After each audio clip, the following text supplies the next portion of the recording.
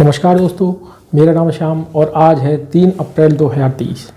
आज से ठीक 50 साल पहले यानी कि 3 अप्रैल 1973 को कुछ ऐसा कारनामा हुआ था जिसने जो फ़ोन है, टेलीकॉम है, संचार प्रणाली है, इसमें एक क्रांति ला दी थी।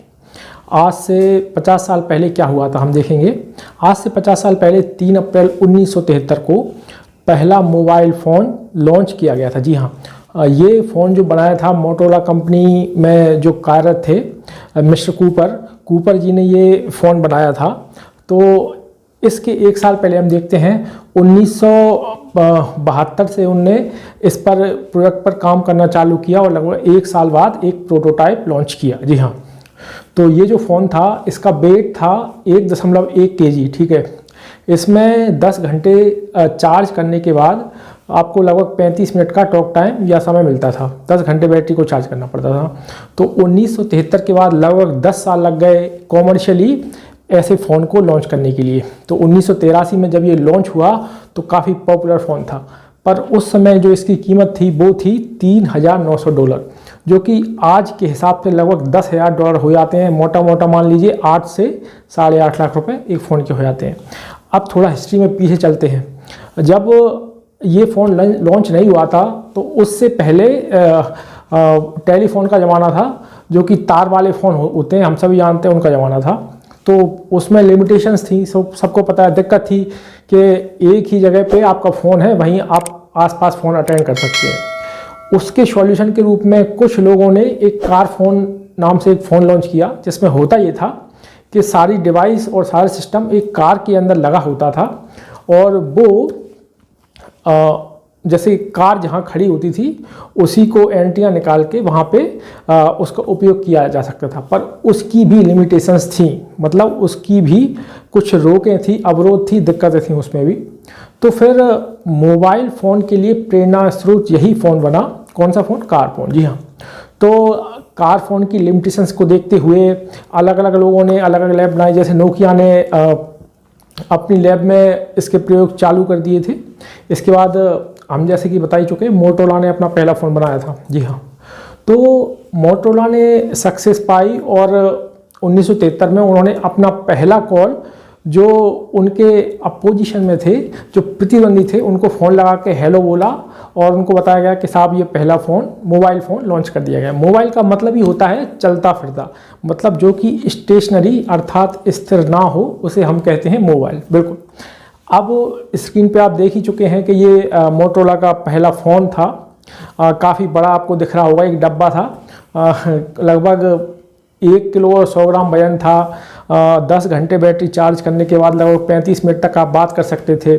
तो फिर आम आदमी के लिए जो फ़ोन पहली बार लॉन्च हुआ वो 1973 के बाद 10 साल लग गए उसको कॉमर्शियल वे में अप्लाई करने के लिए। 1983 आ गया। फिर हम देखते हैं कि अलग अलग जो कंपनियां थीं वो भी इस फील्ड में आती गईं। जैसे कि साइमन ने फिर अपना मोबाइल फ़ोन लॉन्च किया, फिर इसके बाद नोकिया ने किया, फिर इसके बाद एक प्रतिद्वंदिता चालू हो गई। काफ़ी कंपनियां इस सेक्टर में आ गई थी। जैसे कि 1990 के बाद का हम दशक देखते हैं तो उसमें नोकिया एक बड़ा प्लेयर बन गया था। तो इसके बाद फिर कुछ फ़ोन ऐसे हुए, जैसे कि जो पहला स्मार्टफोन होने का गौरव जो है साइमन के फ़ोन को दिया जाता है कि उसमें कुछ ऐप्स थी और वो टच स्क्रीन वाला फ़ोन था। जी हाँ, उसके बाद फिर कुछ कंपनियों ने पहला रंगीन फ़ोन अपना मार्केट में लॉन्च किया। इसके बाद नोकिया के काफ़ी सारे फ़ोन आए, आप स्क्रीन पे देख सकते हैं, जिन्होंने कि तहलका सा मचा दिया था। किसी फ़ोन के 24 करोड़ यूनिट बिके, किसी फ़ोन के 20 करोड़, किसी के इतने करोड़, किसी के 15, किसी के 16, किसी के 17। इसके बाद धीरे धीरे ये जो 1G का ज़माना था उसके बाद 2G का ज़माना चालू हो गया। फिर कुछ फ़ोन लॉन्च हुए जिन्होंने, मतलब जिनसे आप नेट ब्राउज़ कर सकते थे, इंटरनेट से आप खबरें देख सकते थे।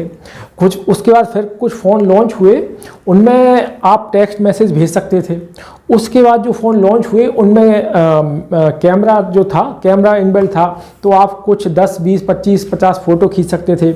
उनमें 2G में जो फ़ोन लॉन्च हुए थे उनमें आप जो रिंगटोन है वो भी पर्सनलाइज अर्थात अपनी इच्छा के हिसाब से डाउनलोड करके उसको अपनी रिंगटोन बना सकते थे।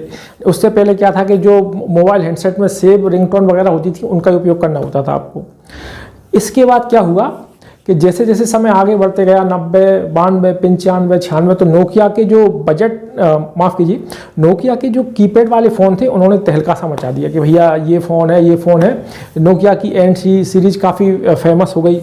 उसके कुछ फ़ोन थे जो कि इतने मजबूत थे कि उन्हें आप ऊपर से फेंक दें 3 मंजिल 4 मंजिल से कुछ भी नहीं होता था। उनका बैटरी बैकअप बहुत शानदार था। तो ये सब कारण थे।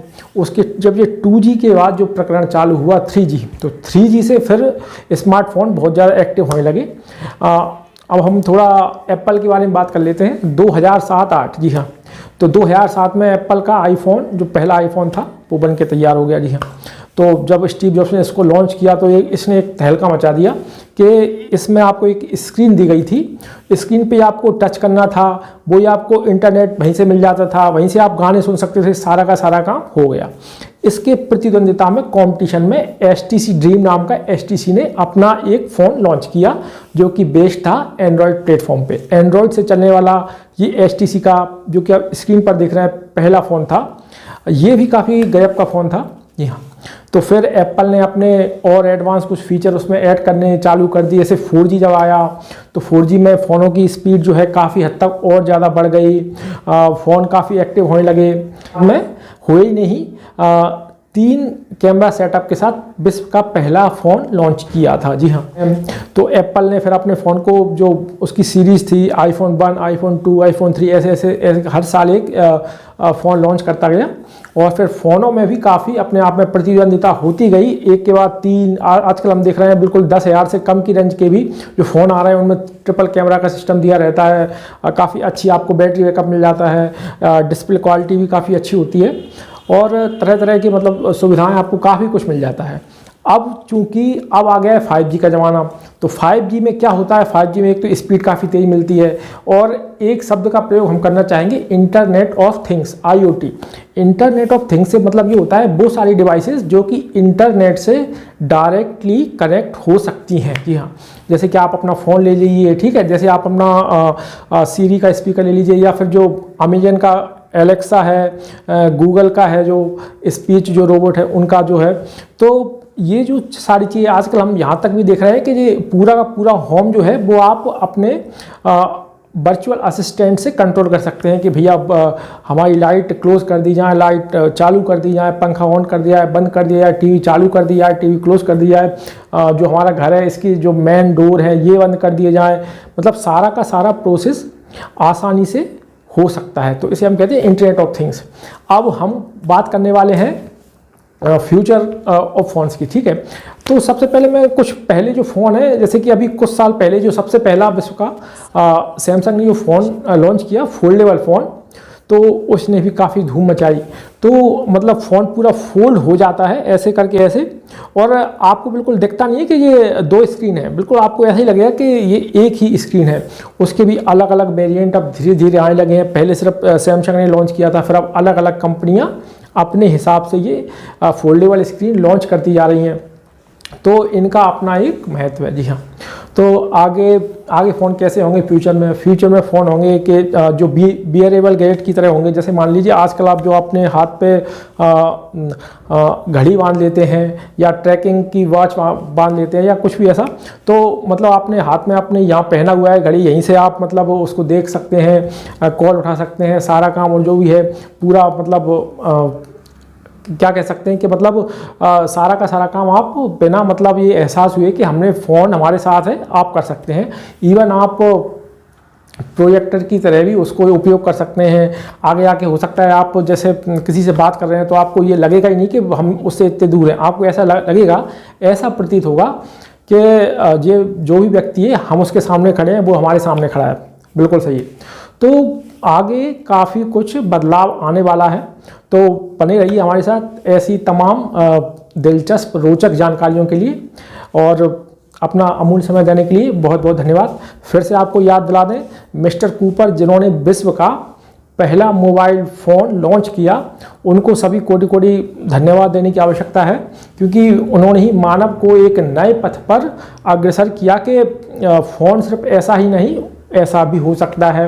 और फिर अब आप तो समझ ही गए हैं कि हर साल एप्पल भी अपने सीरीज़ में पहले सिर्फ एक फ़ोन लॉन्च करता था, अब वो 3-4 फ़ोन लाइनअप में लॉन्च करता है, आईपैड लॉन्च करता है, अब बहुत सारी चीज़ें हो गई हैं, लोगों को खासकर भारत में बहुत कम दाम पे इंटरनेट की सुविधा मिल चुकी है, जिससे वो काफ़ी कुछ कर सकते हैं, काफ़ी कुछ नेट पे आके सीख सकते हैं और अपने काफ़ी कुछ जो है अगर आप करना चाहें, कोई भी कोर्स सीखना चाहें तो काफ़ी कुछ इंटरनेट पे फ्री ऑफ कॉस्ट अवेलेबल है। तो बिल्कुल बने रहिए हमारे साथ। थैंक यू, धन्यवाद।